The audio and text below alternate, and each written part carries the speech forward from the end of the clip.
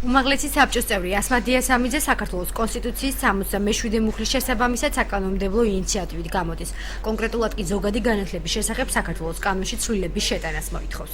კანონის თანახმად საქართველოს განათლების სამინისტროს მინის აქვს უფლება ენიჭება კანონით აი ამ მუხლის საფუძველზე ერთპიროვნულად დანიშნოს დროებით მოვალეობის შემსრულებელი. ჩვენი კანონპროექტის თანახმად ჩვენ ვფიქრობთ, რომ 1 წლის ვადით დაინიშნოს დროებით მოვალეობის შემსრულებელი. ინიციატივა საჯარო სკოლებში დირექტორების დანიშვნისა სამეურვეო საბჭოს როლის გაზრდას ითვალისწინებს.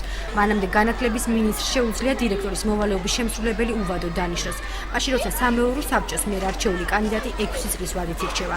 ცვლილებების განხორციელების შემთხვევაში მინისტრი კანდიდატს 1 წლის ვადით აირჩევს. დღევანდელ რეალობაში ჩვენ გვაქვს არათანაბარი პირობები. დროებით მოვალეობის შემსრულებლები უკვე რამდენიმე წელი არიან დანიშნულები, მაგრამ არის არჩეული დირექტორები სამეურვეო საბჭოს მიერ, რომელთაც ვადა უკვე წელს გაუვათ. შეიძლება ამ საკანონმდებლო ინიციატივის მიღების შემთხვევაში დაალაგდეს.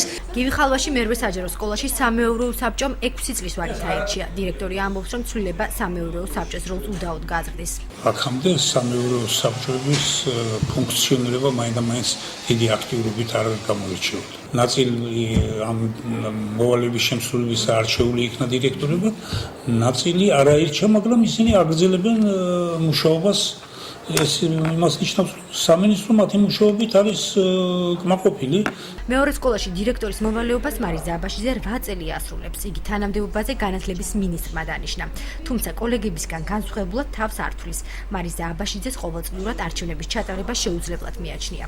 ჩემი აზრით სამეურვეო საბჭოს როლს ეს ფაქტი არ გაზრდის. ჩემი აზრით კიდევ ერთხელ ვაფიქსირებ, იმდენად რამდენადაც დაუშვათ ჩვენ გვექნება საქმე მე იმასთან, რომ ესე იგი ყოველ წელიწადს ჩატარდეს არჩევნები, ხო?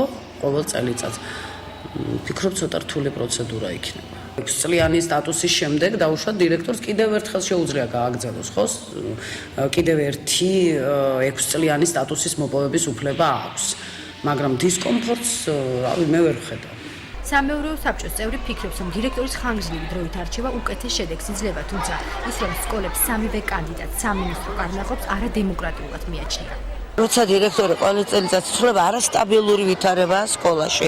ყოველს თავისი პრინციპი აქვს, თავისი შეხედულებები აქვს, თავისი მართვის წესები აქვს, დემოკრატიული იქნებოდა თუ ყველა კანდიდატურა სამინისტროს მიერ დასახელებული არ იქნებოდა. სკოლა შეძლებდა თქვენი აზრით ამ ერთი კანდიდატი? რა თქმა უნდა შეძლებდა. ყველა პედაგოგი ჩვენ სკოლაში, რომელიც ყველა შეუძლია იყოს დირექტორი. საქართველოს განათლების სამინისტროს პრესამსახურის უფროსის თიკო ფეიქრიშვილის ინფორმაციით, სექტემბრისთვის დირექტორები კონკურსის წესით შეირჩევიან და ეს პრობლემა აუცილებლად მოგვარდება.